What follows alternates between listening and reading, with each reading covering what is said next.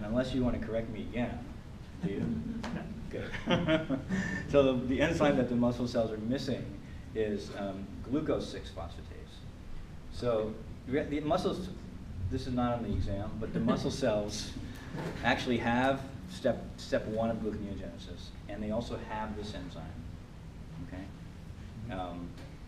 What they don't have is glucose 6-phosphatase. Okay. So they can do pyruvate to glucose 6-phosphate, and then they can take glucose 6-phosphate to glucose 1-phosphate. They then take glucose 1-phosphate to UDP glucose, and then the UDP glucose is a substrate for glycogen synthase. Remember that? So this is a useful review here, right? If you're going up and you're not going out to glucose, right? Because you're a muscle and you don't even have that last enzyme. Where do you go if you're a G6P and you want to make glycogen? You got to go over to G1P with the mutase. You got to go make UDP glucose from G1P. Okay, from just how you make UDP glucose, and then you go you have glycogen synthase. You use up the UDP glucose. So these are all enzymes we talked about.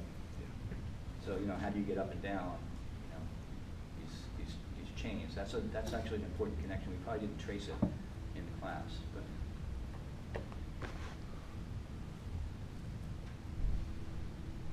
And if it was insulin in the liver, because we were just talking about muscle. Okay, so insulin, high blood sugar,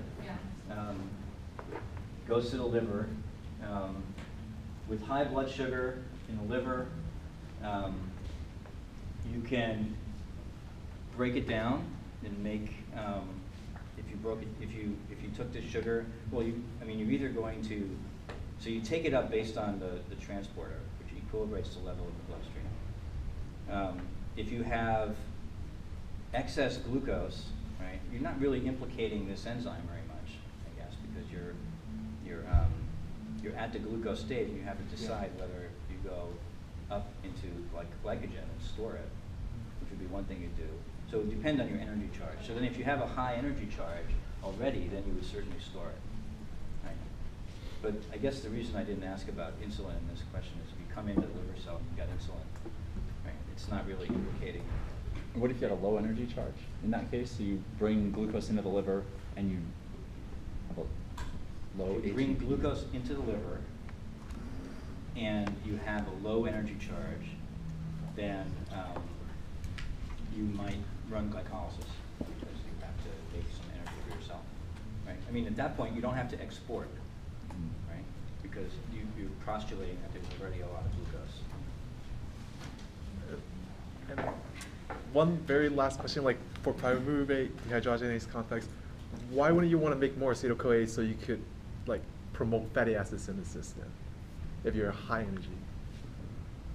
Isn't acetyl-CoA a high energy molecule? Well, acetyl-CoA is itself a high energy molecule.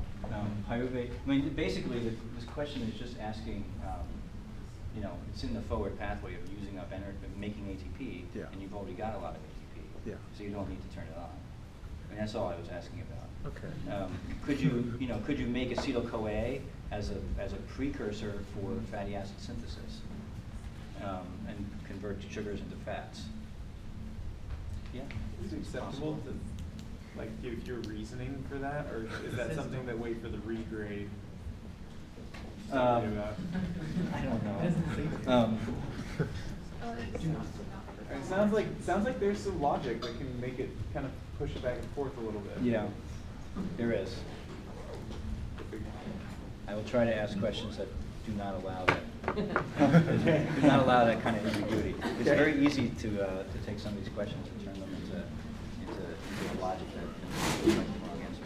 Okay, feel free to email me with questions if you have any.